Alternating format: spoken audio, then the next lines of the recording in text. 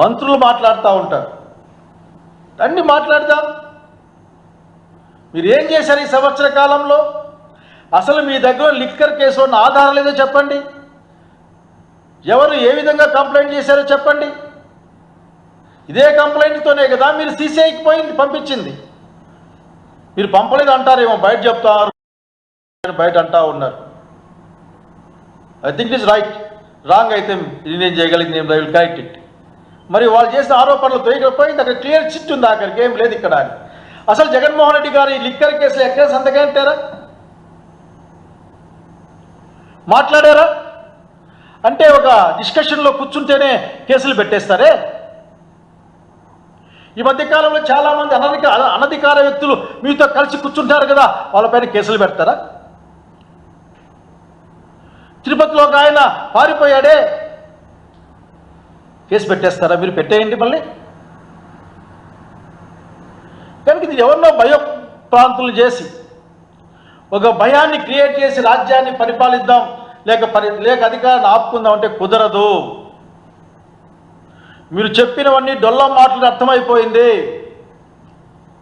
మీరు కేవలం ఎన్నికల్లో గెలవడం కోసం మాత్రమే, అధికారం కోసం మీరు ఏమైనా మాట్లాడతారని మరొక్కసారి నిరూపితమైంది.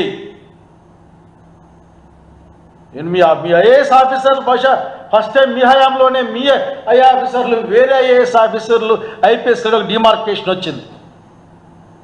చాలా దురదృష్టకరం.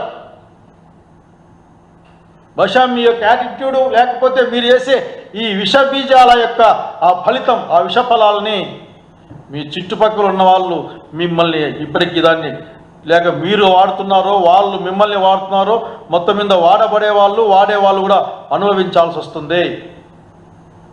ఇందులో ఏమీ లేదు. మీరు ఎదుగుతూ ఉన్నారు. ఎంత తమాషగా ఉందంటే మీరు కంక్లూజన్కి వచ్చేసి ఆ కంక్లూజన్ కోసం మీరు కారణాలు వెతికే పరిస్థితి.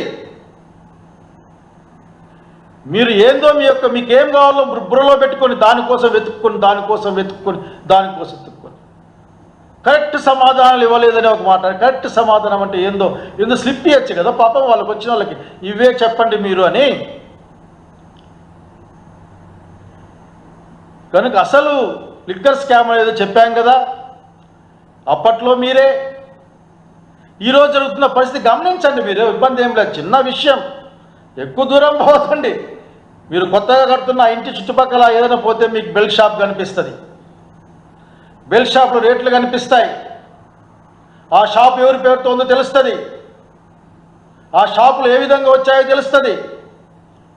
ఆ షాపులు ఎంత ప్రజాస్వామ్యయుతంగా పేర్లకు వచ్చాయో తెలుస్తుంది.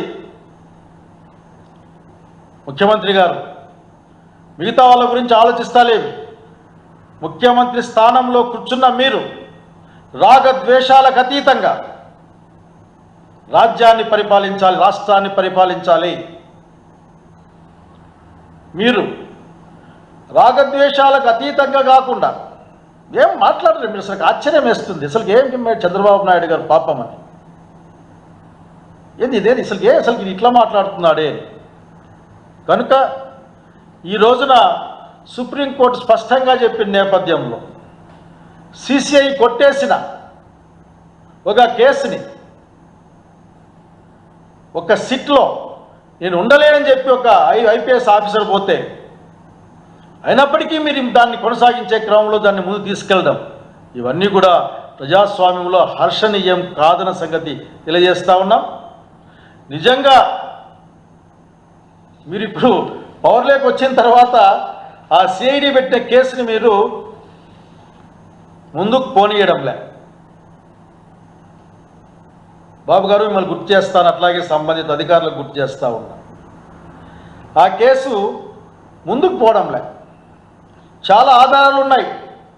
Note to copy to PS to CM సంతకం పెట్టిన నాటి మంత్రి, డిజిటల్గా మీరు అప్రూవ్ చేశారని చెప్తున్న ఆ రోజు విషయం, అట్లాగే మాఫీ చేసిన దాదాపు 1300 కోట్ల రూపాయల ప్రివిలేజ్ ఫీజ్, అట్లాగే ఇంట్రడ్యూస్ చేసిన అనేకమైన కొత్త బ్రాండ్ల గుర్తులేవు, బ్రాండ్లు ఏంటో అని 2-3 గుర్తున్నాయి అంతే. అట్లాగే డిస్టిలరీలకు పర్మిషన్ ఇచ్చింది మీరే అన్న సంగతి కూడా గుర్తు చేస్తూ ఉన్నాను. డిస్టిలరీలకు పర్మిషన్ ఇస్తే ఏమన్నా వస్తుందో తెలియదు, కానీ డిస్టిలరీ లేకపోతే ఏమొస్తుందో మీరు చెప్పాలి.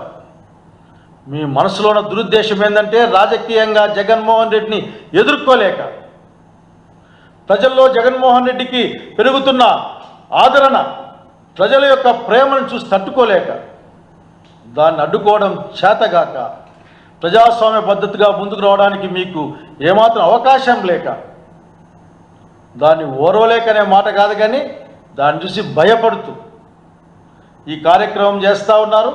మీ యొక్క ప్రతి చర్యను కూడా వైసీపీ కార్యకర్త గమనిస్తూ ఉన్నాడు.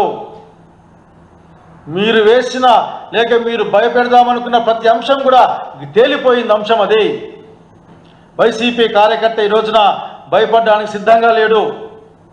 ప్రజాస్వామ్యబద్ధంగా చట్టానికి లోబడే ఏ విధంగా రక్షించుకోవాలో పార్టీని, ప్రజల్ని అని ఆలోచిస్తూ ఉన్నాడు. దీన్ని గమనించమని కోరుతా ఉన్నాం. ఇప్పటికైనా మునిగిపోయింది లేదు. కక్షపూరిత రాజకీయాలకు మీరు ఆపేసేయండి. ఇది మంచిది కాదు. ఏదైనా సరే మనం ఏమిస్తే అదే ఎనికి వస్తుంది. బాబు గారు ఈ మాట చాలాసార్లు మన అయ్యవాళ్ళు మనకు చెప్పినారు. మనం ఏమిస్తే అది మనకు వస్తుంది తిరిగి. దయచేసి అర్థం చేసుకోమని కోరుకుంటూ, విచక్షణతో కూడిన ప్రజలకు మేలు చేసే విధంగా, ప్రజల జీవితాలని బాగు చేసే విధంగా, ప్రజల జీవితాలు శాంతి భద్రతలతో సుఖంగా ఉండే విధంగా ఏ విధంగా ఉండాలి అనే విషయాన్ని మీ ముందు సీఎంలతో కూడా, మీ సీనియర్లతో చర్చించి నిర్ణయం తీసుకోమని కోరుకుంటూ, నేను లేని వాటి మీద టైం తీసుకోవద్దండి.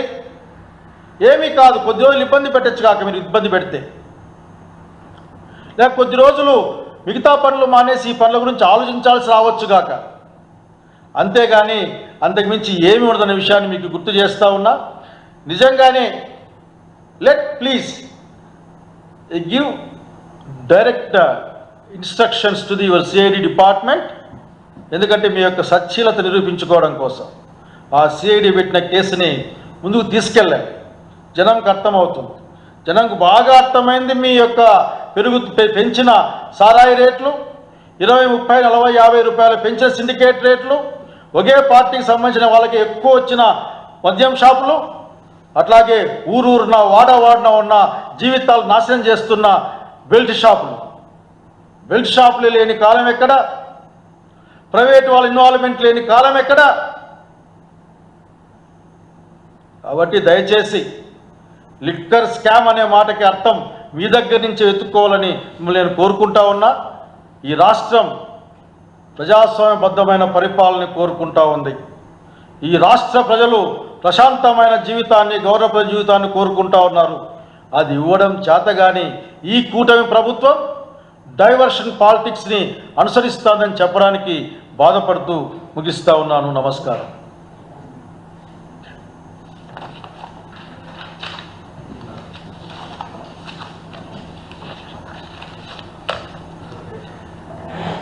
Question? Okay.